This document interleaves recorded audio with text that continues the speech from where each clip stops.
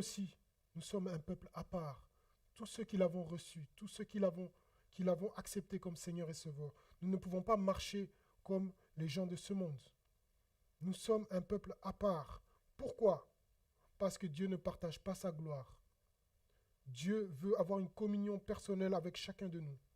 Nous ne pouvons pas nous mélanger avec le monde. Quand je veux dire nous mélanger, ne nous trompons pas.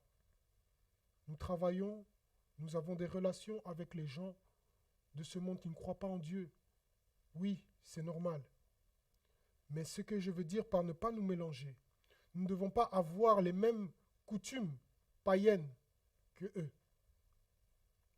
Les gens s'adonnent à l'alcool, toi aussi tu t'adonnes à l'alcool. Les gens regardent des films impurs, toi aussi tu regardes des films impurs. Les gens t'entraînent à sortir dans les boîtes de nuit, tu y vas parce que c'est la coutume. Nous ne pouvons pas nous mélanger. Nous ne pouvons pas nous mélanger avec le monde. Parce que Dieu est un Dieu jaloux, qui ne partage pas sa gloire. Dieu veut que nous marchions d'une certaine façon, que nous ayons une certaine manière de vivre. Nous ne pouvons pas nous mélanger avec le monde. Amen. Le monde a rejeté Dieu. Nous ne pouvons pas rejeter Dieu. La force qui est dans ce monde a rejeté Dieu. Si tu commences à copier le monde, tu vas dire, mais c'est pas grave, c'est les coutumes de ce temps, voilà, il faut évoluer avec son temps. Oui, tu commences comme ça, et du jour au lendemain, tu ne te rends pas compte, tu ne pries plus, tu ne lis plus la Bible, et finalement, tu deviens comme les autres. Tu commences à faire ce que Dieu n'aime pas. Tu commences à vivre dans le péché. C'est par là que Dieu a dit ici, prends garde à ce que je t'ordonne. Garde-toi de conclure une alliance avec les habitants du pays, où tu dois entrer de peur qu'ils ne deviennent un piège au milieu de toi. Mon frère, ma sœur, la même chose aujourd'hui. Garde-toi. Garde-toi de ce mouvement de ce monde qui sera un piège pour toi. Il dit encore, vous renverserez leurs autels, vous briserez leurs stèles, vous couperez leurs poteaux d'Achéra. Tu ne te prosterneras pas devant un autre Dieu, car l'Éternel porte le nom de jaloux. Il est un Dieu jaloux. Ne conclus pas d'alliance avec les habitants du pays de peur que se prostituant à leur Dieu et leur offrant des sacrifices, ils ne t'invitent et que tu ne manges et que tu n'en manges. De peur que tu ne prennes de leurs filles pour tes fils et que celles-ci se prostituant à leur Dieu n'entraînent tes fils à se prostituer à leur Dieu. Amen. En fait, le problème, c'est l'influence. Le problème qui était là, c'est l'influence. Le problème d'aujourd'hui, pareil, c'est l'influence. Mon frère, ma sœur, cette influence va très, très, très loin. Aujourd'hui, cette influence va très, très, très loin. L'influence dont on parle, c'est une influence qu'il n'y avait pas il y a 30 ans. C'est une influence qu'il n'y avait pas il y a 50 ans. L'influence qui est aujourd'hui dans ce monde est une influence qu'on n'a jamais vue. Jamais. C'est une influence tellement importante qu'il y a des gens qui font des accidents. Ils font des accidents comment? Ils sont avec leur GSM. Ils sont en train de regarder sur TikTok, sur Facebook, sur YouTube, en traversant la rue. Tellement l'influence est importante. Ils sont drogués. Ils regardent. Comme ça, ils marchent. Feu rouge, feu vert, ils traversent. Et ils se font renverser. C'est un phénomène qui est au Japon. C'est un phénomène qui se trouve aujourd'hui dans les pays occidentaux. Il y a même des gens, ils sont avec le vélo. En même temps qu'il est sur le vélo, il est en train de regarder sur les réseaux sociaux. En voiture, il est dans la circulation. Il fait défiler, quelqu'un lui envoie un message, une vidéo, il regarde. L'influence est tellement forte que même les principes élémentaires de sécurité, il n'y a plus. Aujourd'hui, on passe plus de temps sur son GSM que même en regardant la télévision. Ça dépasse tous les livres qu'on peut lire, tout le temps qu'on peut accorder. On parle aujourd'hui même d'une nouvelle économie mondiale. Une nouvelle économie mondiale qu'on appelle l'économie, écoutez bien le terme qui est utilisé par les scientifiques, qui étudient ce phénomène. Ils appellent ça l'économie de l'attention. C'est-à-dire qu'aujourd'hui, ce qui est vendu, ce n'est plus ce qui est matériel. C'est l'attention. il faut qu'on capte l'attention. La question qui est posée, on capte cette attention pour en faire quoi? Quel est l'objectif? Quel est le but? Oui, mes frères et sœurs, on appelle ça l'économie de l'attention. Que les gens ne quittent pas, ne lâchent pas. C'est plus la drogue, c'est ça. Et ça, tout le monde a, à partir de 10 ans. Voilà, mon frère, ma soeur, aujourd'hui, l'influence qu'il n'y avait pas il y a 30 ans. Il y a 50 ans, il n'y avait pas Internet. Il y a 30 ans, il n'y avait pas les réseaux sociaux. Aujourd'hui, il y a. Nos enfants grandissent avec ça. Nous n'avons pas grandi avec ça. Donc, l'influence qui est là, c'est la même influence que Dieu met en garde les enfants d'Israël. Garde-toi. Garde-toi. Ce sera un piège au milieu de toi. Voilà, mon frère, ma soeur. Ne te mélange pas avec le monde. Parce que ce monde a rejeté Dieu et les influences qui sont là ont comme objectif de faire que tu rejettes Dieu. Forcément, si tu passes plus de temps sur les réseaux sociaux, forcément, si tu passes plus de temps à autre chose qu'à méditer la parole, qu'à passer du temps dans la prière, tu vas glisser, tu vas chuter. L'homme le plus intelligent de la Bible, l'homme le plus intelligent de la Bible, à part Christ, que même les païens connaissent, le plus intelligent, personne n'a atteint son niveau de sagesse. Nous le connaissons tous, Salomon. Salomon, l'homme le plus sage. Il a écrit l'Ecclésiaste, il a écrit les Proverbes. Beaucoup de sagesse. Considérez la fin de la vie de Salomon. Cette mise en garde ici. Garde-toi de conclure une alliance avec les habitants du pays où tu dois entrer. Salomon, très sage, béni, rempli, grenier rempli, pays immense. À la fin de sa vie, il a pris d'autres femmes, des femmes étrangères. Et la mise en garde de Dieu ici dans Exode ne conclut pas d'alliance avec les habitants du pays de peur que se prostituant à leur Dieu et leur offrant des sacrifices, ils ne t'invitent et que tu n'en manges. De peur que tu ne prennes de leurs filles pour tes fils et que celles-ci, se prostituant à leur Dieu, n'entraînent tes fils à se prostituer à leur Dieu. Voilà ce qui s'est exactement passé. Salomon avait beaucoup de femmes, des femmes étrangères. Elles avaient leur Dieu. Et Salomon, peut-être qu'il a résisté le premier jour, le deuxième jour, le troisième jour, le 10e jour, le 50e jour, la deuxième année, troisième année, mais la 6e année, ça va, je vais quand même venir pour te faire plaisir. Il s'agenouille, il adore, puis il commence à prendre l'habitude et il a glissé. La fin de la vie de Salomon, catastrophe. La bénédiction qui était promise pour lui et sa descendance, coupée jusqu'à aujourd'hui. Il devait régner sur Israël jusqu'au bout. Le royaume a été divisé en deux. Les 10 tribus d'Israël d'un côté, 2 autres de l'autre avec Juda. Tout ça à cause de quoi? À cause du péché. À cause de l'influence. À cause de l'influence, mon frère, ma soeur. Voilà, mon frère, ma soeur, pourquoi il est important de faire attention à notre entourage. De regarder ce que nos enfants regardent. L'influence, ce n'est pas juste l'entourage physique. C'est l'entourage aussi là. Qu'est-ce que nos enfants regardent à la télévision? Qu'est-ce que nos enfants écoutent comme musique? Je vais vous dire quelque chose. Quand j'étais plus jeune, j'écoutais de la musique, le rap. J'aimais beaucoup le rap, beaucoup le rap. J'écoutais le rap à fond. Et tous mes amis avec moi, on écoutait le rap à fond. Et cette musique de rap, donc vraiment, c'était tout le temps. Mais il y avait quelque chose dans cette musique du rap. Il y avait quelque chose de caché, qu'avec les années, j'ai compris. Il y avait un esprit de rébellion dans le rap. Le rap est né avec la rébellion, la contestation. Et cette rébellion, si vous regardez, les jeunes qui écoutent ça se rebellent à leurs parents, se rebelle aux autorités. L'esprit de rébellion. Et avec cet esprit de rébellion, tu ne peux pas avoir la paix. Tu ne peux pas réussir. L'esprit de rébellion va t'entraîner à quoi? Désobéir à la loi, avoir des problèmes avec la justice, avec la police, à voler, parce que tu vas dire, voilà, c'est normal, eux ils sont méchants, alors je vole. C'est quelque chose en apparence, ça fait plaisir, c'est bien, c'est des belles rimes, c'est beau. Mais quel est le message?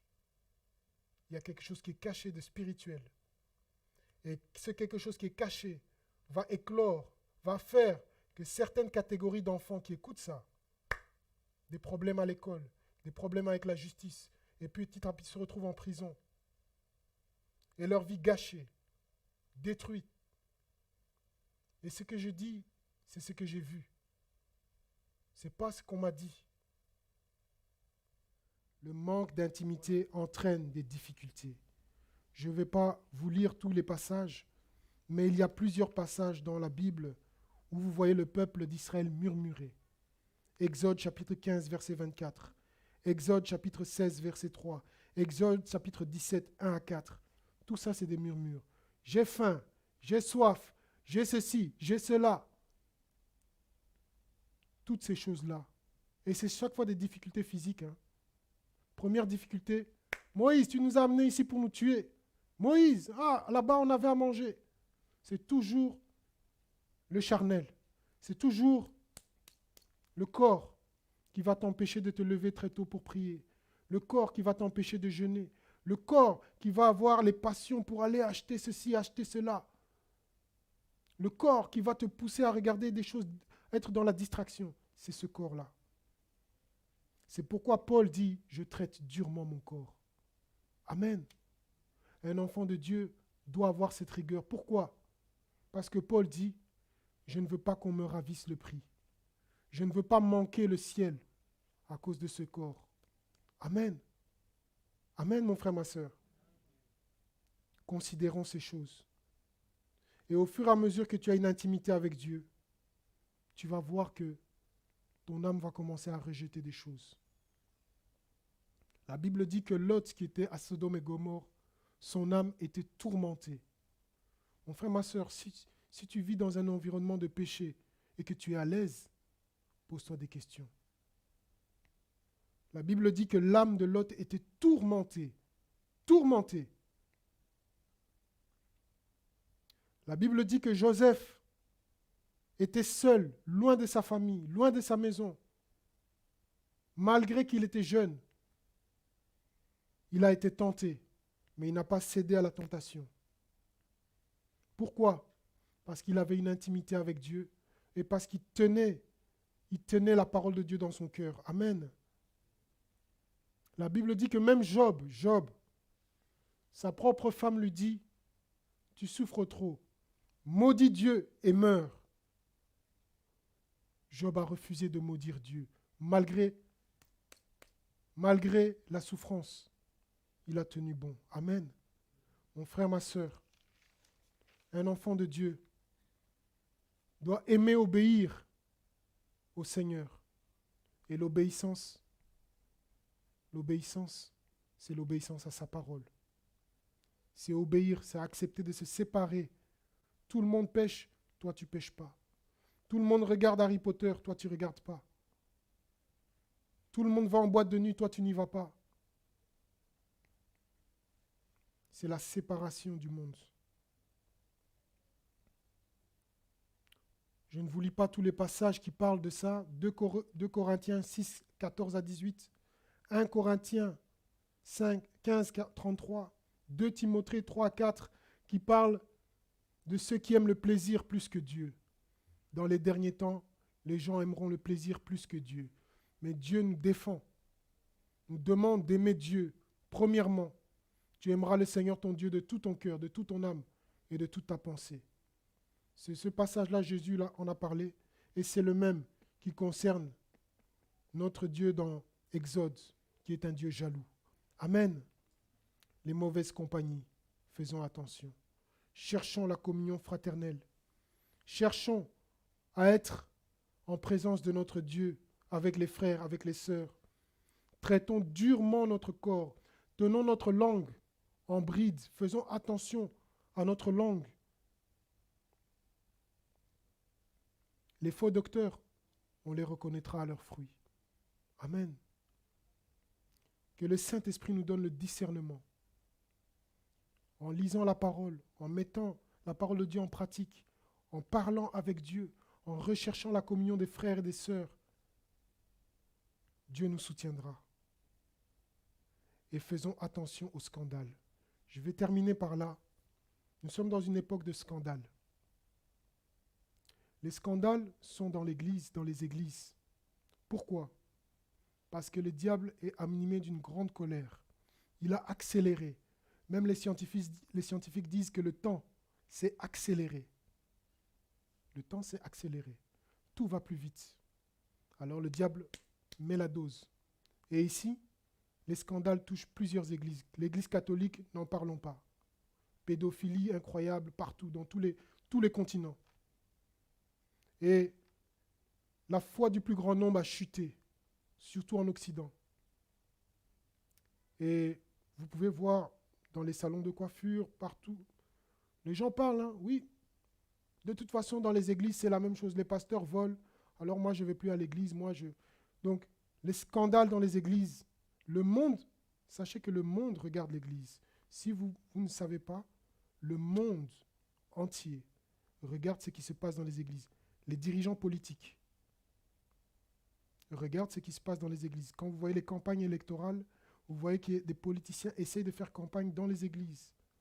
Pendant le Covid, les dirigeants ont essayé de toucher des leaders, comme ils appellent ça, les leaders spirituels, dans les églises, pour faire passer des messages.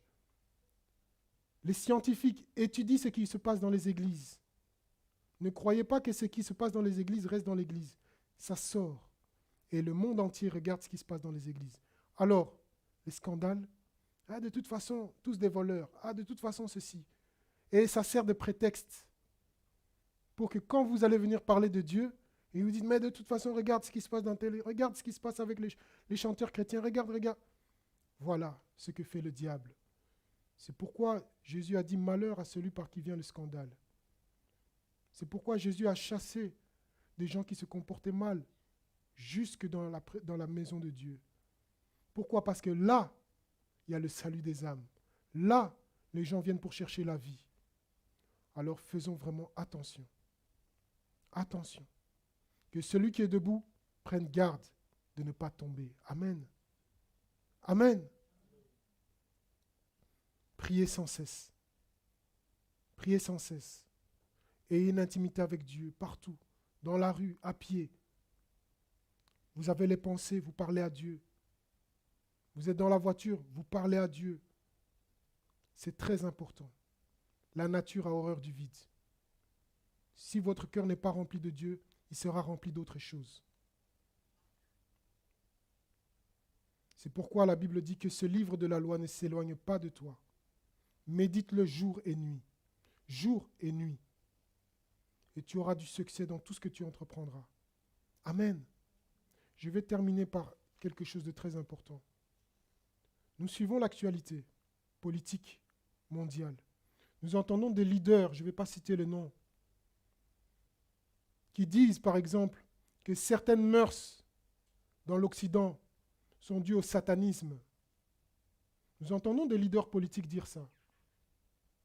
Mais les leaders qui disent ça, quand vous regardez leur vie, quand vous regardez leur conduite, vous dites, mais celui-là, il ne peut pas parler, il est méchant. C'est un méchant. On ne peut pas l'écouter. Mais si vous regardez bien la stratégie du diable, il va prendre quelqu'un qui n'est pas recommandable, quelqu'un qui ne se comporte pas bien, mais qui va dire la vérité. Pour le jour où toi tu veux dire cette vérité, on va dire, mais tu parles comme lui. Lui c'est un fou. Toi tu dis des paroles d'un fou, tu es fou comme lui. Voilà la stratégie du diable. Ce qui est dénoncé, peut-être que c'est vrai, mais la personne qui dénonce est méchant. Donc tout ce qu'il dit ne compte pas. Pour que le jour où quelqu'un dit ça, on dit mais tu parles comme le fou qui est là-bas. On ne peut pas t'écouter. Mon frère, ma soeur, ce monde est plongé dans les ténèbres. C'est pourquoi la Bible dit, nous sommes le sel de la terre, nous sommes la lumière. Et la lumière, on ne le met pas en dessous de la table. Mais pour être cette lumière de Christ dans ce monde, il faut méditer la parole de Dieu, il faut avoir l'intimité avec Dieu, et il faut rechercher la présence des frères et des sœurs dans la prière et dans la méditation de la parole. Amen. Voilà mon frère, ma sœur, le message que j'avais pour vous. Que Dieu vous bénisse.